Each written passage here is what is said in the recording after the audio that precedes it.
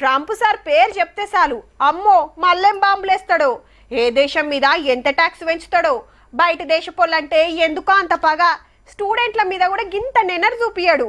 అడ్డగోలు రూల్స్ తెచ్చి వీసాలు రాకుండా చేయబట్టే. డాలర్లు కమాయించాలంటే అమెరికా బదులు ఇంకో దేశం చూసుకుంది నయం. యో గిట్లనే అంటారు మరి. కానీ ఇప్పుడేం నడుస్తుందంటే చెయ్యి మీద పెద్ద మచ్చ అయ్యింది, కళ్ళు ఒబ్బినాయి, నడక మారింది, మందికి దూరం ఉంటున్నాడు, మైకులో మాట్లాడతలేడు, తెల్ల బంగ్లాలో ఎవరిని కలుస్తలేడు, ఏ మీటింగులు పెడతలేడు. అరే మస్తు హుషారుండి తయ్యి నాడే పెద్దన్నకు అసలు ఏమైందనే చర్చలు నడసబట్టే.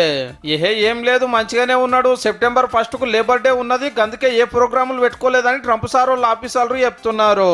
మరి చేతి మీద మచ్చేందని అడిగితే కలిసిన వాళ్ళందరికి సెకండ్ ఇచ్చే వరకు మచ్చ అయ్యింది, మందులు వాడితే ఎలర్జీ వచ్చిందని మత్పరిస్తురాట. ఇక చిన్న అధ్యక్షుడు జేడి వాన్స్ సార్ ను మందలిస్తే ఏం కాలేదు అనుకుంటేనే పెద్ద బాంబు వేల్చి పడేసిండు. గట్లనే ట్రంప్ గారికి ఏమన్నా అయితే నేను అమెరికా అధ్యక్షుడు అయితానికి రెడీ అంటున్నాడు. అయితే ట్రంప్ సార్ కి ఇప్పుడు 79 ఏండ్లు. ఈ ఏజ్ లగిన మస్తు పడుసు పిల్లగాని లెక్కనే ఉరుకులాడతాడు. మీటింగ్ల మీద మీటింగ్లు, ఫైళ్ల మీద సంతకాలు, ఎప్పుడో కాడికి ఓవుడు, దేశాలు తిరుగుడు, అమెరికా కోసం కొత్త కొత్త నిర్ణయాలు, యుద్ధాలు అప్పుడు సగలం పనులు అరుచుకుంటుండే. అసొంటిది కట్టుకొత్తినట్టే సైలెంట్ అయ్యే వరకు పెద్ద మనిషికి పానం బాగలేదని ఏదేదో ప్రచారం నడుస్తుందన్నట్టు.